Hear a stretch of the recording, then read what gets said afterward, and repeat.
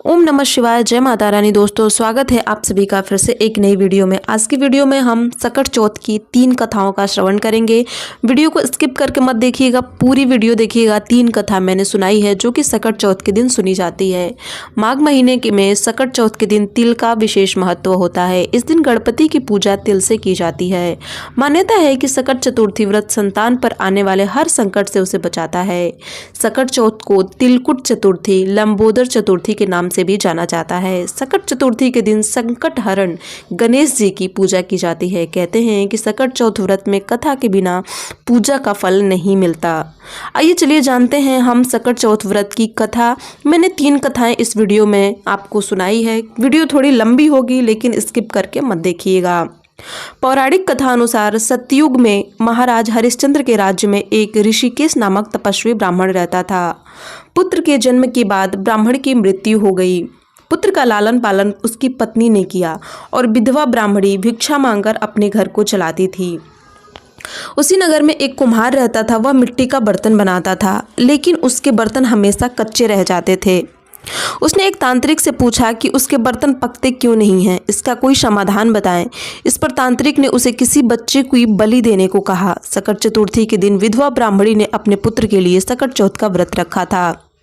इसी बीच उस बालक ने, ब्राह्मणी के पुत्र ने, गणेश जी की मूर्ति को अपने गले में डालकर कहीं बाहर घूमने चला गया, जिससे बेचारी बहुत ज़्यादा परेशान हुई और गणेश जी से विनती करने लगी कि मेरा पुत्र कहाँ गया है, आप उसकी रक्षा करिएगा।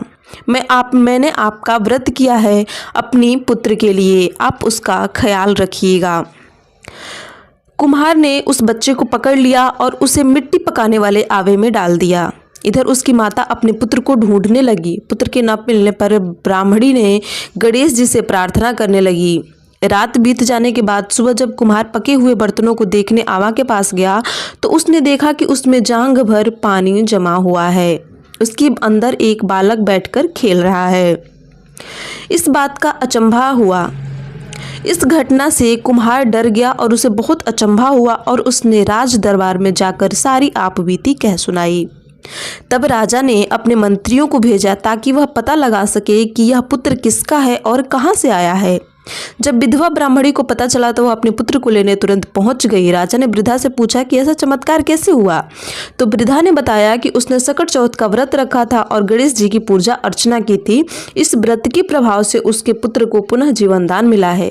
तब से महिलाएं संतान और परिवार के सौभाग्य के लिए सकट चौथ का व्रत करने लगी। अब सुनते हैं दूसरी कथा। एक साहूकार और साहूकारनी थे। साहूकारनी ने अपने पड़ोसन से पूछा कि तुम क्या कर रही हो। तब पड़ोसन बोली कि आज चौथ का व्रत है इसलिए कहानी सुना रही हूँ। तब साहूकारनी बोली, चौथ का व्रत करने से क्या होता है। पड़ोसन ने बताया कि इसे करने से अन्न धन सुहाग और पुत्र की प्राप्ति होती है। साहूकारनी ने कहा कि यदि मेरा गर्भ रह जाए तो मैं 1.25 सेर तिलकुट करूंगी और चौथ का व्रत करूंगी, गणेश चतुर्थी का व्रत करूंगी, सकट चौथ का व्रत करूंगी। श्री गणेश भगवान की कृपा से साहूकारनी का गर्भ रह गया।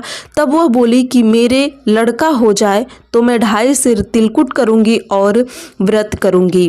कुछ दिन बाद उसे लड़का भी हो गया तो वह बोली कि हे चौथ भगवान, मेरे बेटे का विवाह हो जाए तो 5.25 सेर का तिलकुट करूंगी। कुछ वर्षों बाद उसके बेटे का विवाह तय हो गया और उसका बेटा विवाह करने चला गया, लेकिन उस साहूकारनी ने तिलकुट नहीं किया, जिस कारण चौथ देव क्रोधित हो गए और उन्होंने उसके बेटे को उठाकर फेरों से ही उठा ले गए। पीपल के पेड़ पर ले जाकर बैठा दिया। सभी वर को खोजने लगे पर वह नहीं मिला। हताश होकर सारे लोग अपने अपने घर को लौट गए। इधर जिस लड़की से साहूकारनी के लड़के का विवाह होने वाला था वह अपने सहेलियों के साथ गणगौर पूजन के लिए जंगल में दूब लेने गई। तभी रास्ते में पीपल के पेड़ से आवाज आई, ओ मेरी अर्धब्याही। यह बात सुनकर जब लड़की घर आई तो उसके बाद वह धीरे धीरे सूखकर कांटा होने लगी।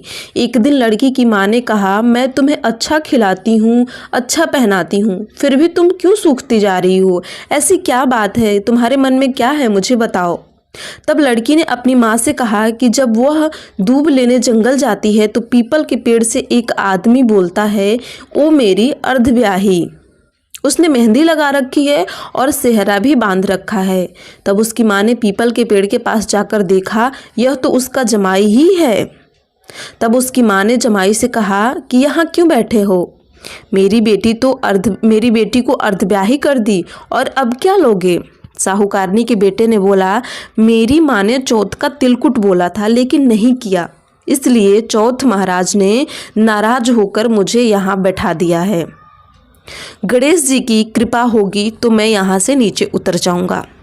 यह सुनकर उस लड़की की माँ साहूकारनी के घर गई और उससे पूछा कि तुमने सकट चौथ से कुछ बोला है क्या? तब साहूकारनी बोली, हाँ, तिलकुट के लिए बोला था।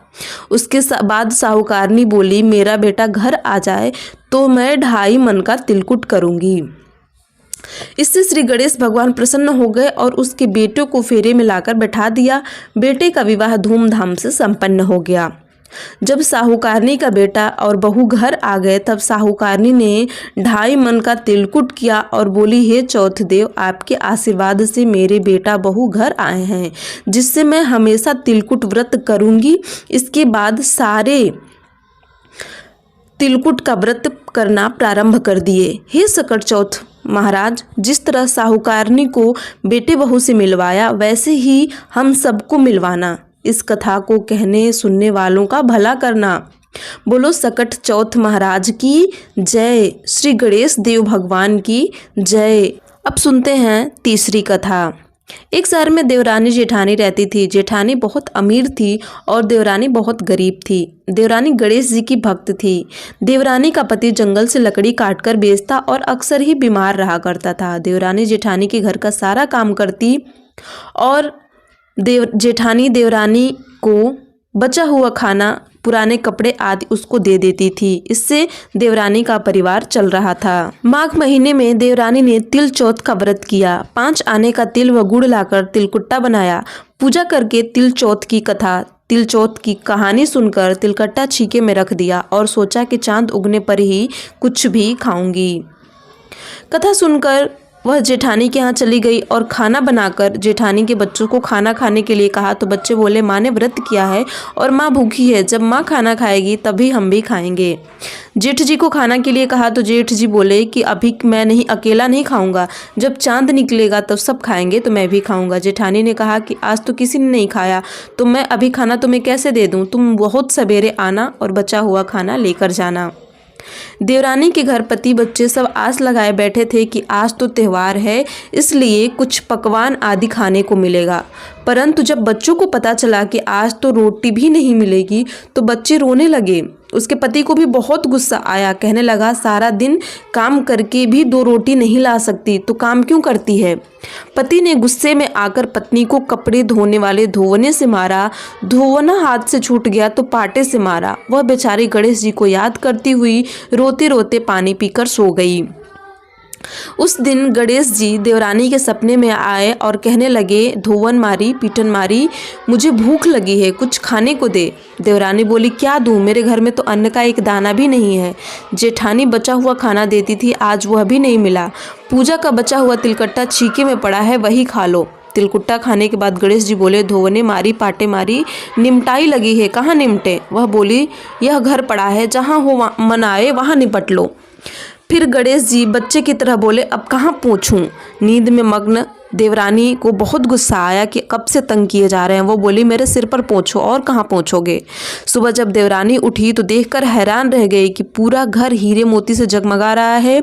सिर पर जहाँ विनायक जी ने पोंछनी करके गए थे वहाँ हीरे के टीके व बिंदी जगमगा रहे थे। उस दिन देवरानी जेठानी के यहाँ काम करने नहीं गई। बड़ी देर तक राह देखने के बाद जेठानी ने बच्चों को देवरानी को बुलाने के लिए भेजा। जेठानी ने सोचा कल खाना नहीं दिए इसलिए शायद बुरा मान गई है।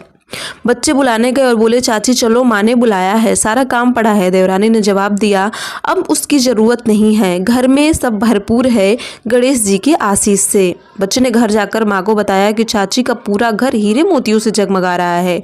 जेठानी दौड़ती हुई जाकर पूछने लगी कि क्या हुआ है। बेचारी देवरानी सब बता दी। घर लौटकर जेठानी अपने पति से कहा कि मुझे धोवने से मारो, पाटे से मारो।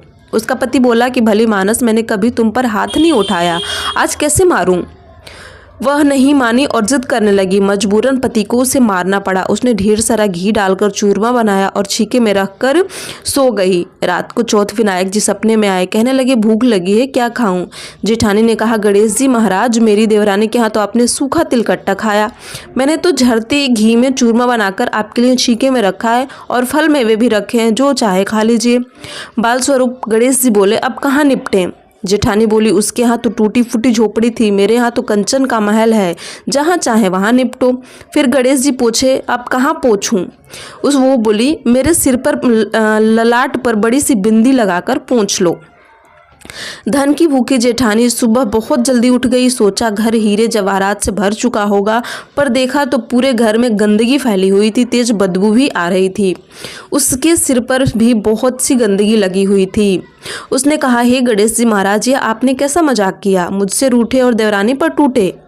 जेठानी ने घर की साफ सफाई करने की बहुत कोशिश की, परंतु गंदगी और ज़्यादा फैलती गई। जेठानी के पति को मालूम चला तो वह बहुत गुस्सा हुआ कि तुम्हारे पास इतना कुछ भी है, फिर भी तुम्हारा मन नहीं भरा। परेशान होकर चौथ की गणेश जी से मदद के लिए विनती करने लगी।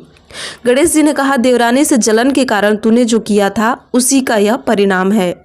अब जब तू अपने धन में से आधा उसे देगी, तभी यह सब साफ होगा। उसने आधा धन बांट दिया, किंतु मोहरों की एक हांडी चूल्हे के नीचे गाड़ कर रख दी। उसने सोचा किसी को पता नहीं चलेगा, और उसने उस धन को नहीं बांटा।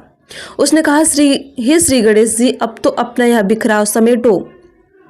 वे बोले, पहले चूल्हे के नीचे गाड़ी हुई मोहरों की हांडी सहित ताक में रखी 2 सुई भी लाकर दो, उसके हिस्से करो। इस प्रकार गजानन ने बाल स्वरूप में आकर सुई जैसी छोटी सी चीज का भी बंटवारा किया और अपनी माया समेटी। हे गणेश जी महाराज, जैसे अपनी देवरानी पर कृपा की, वैसी सब पर कृपा करना। कहानी सुनाने वाले, सुनने वाले और हुंकार भरने वाले सब पर अपनी कृपा करना, लेकिन जेठानी जैसी सजा किसी को मत देना और वैसी बुद्धि किसी को मत देना।